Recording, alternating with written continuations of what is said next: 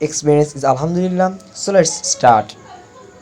Everyone, আশা করছি সকলেই ভালো আছেন এবং আমিও ভালো আছি। থটস অফ জীবনের পক্ষ থেকে সকলকে স্বাগতম। তো শুরুতে আমার সালাম, আসসালামু আলাইকুম। তো জীবনের প্রত্যেকটি এক্সপিরিয়েন্স যেন গৌরবের, তো আজকে আমি শেয়ার করব। আজকে আমি নিজ হাতে মুরগি রান্না করেছিলাম, তো সেটি আপনাদের দেখাবো। তো চলুন শুরু করা যাক।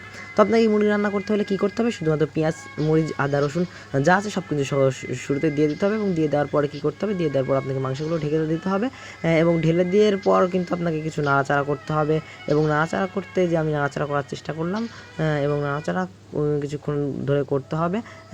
তো নাড়াচাড়া করতে করতে চলুন আমরা কয়েকজনের কমেন্ট পড়ে আসি যারা আমার আগের ভিডিওতে কমেন্ট করেছিল। তো কমেন্ট করেছিল সবাই পোস্টে রিয়েক্ট করবেন। মাসুদ ভুইয়া কমেন্ট করেছে, শুধু বলছেন ভাই। শারমিন সুলতানা বলছেন আল্লাহ সবাইকে হেফাজত করছেন। তারপর জাহরুল মণ্ডল জেহরুল ভাই কমেন্ট করেছেন চালিয়ে যান। একে ভিলেন কমেন্ট করেছে চালিয়ে যাও।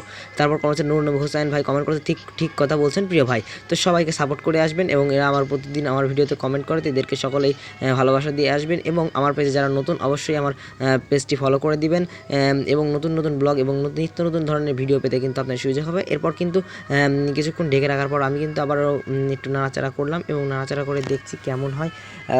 তো দেখার চেষ্টা করলাম কিছুক্ষণ। তো আপনি জীবনে যাই করেন না কেন, প্রত্যেকটা প্রথম কাজ কিন্তু আপনার ভালো কিংবা খারাপ যে কোনো ধরনের হতে পারে। এরপর কিন্তু শেষ হয়ে গিয়েছিলো, তারপর ভিডিও অনেকগুলোই করেছিলাম। এরপর আপনাদের দেখাচ্ছেন কালারটা কেমন এসেছিলো, যদিও স্বাদ কেমন হয়েছে অতটাও ভালো হয়েছিল না।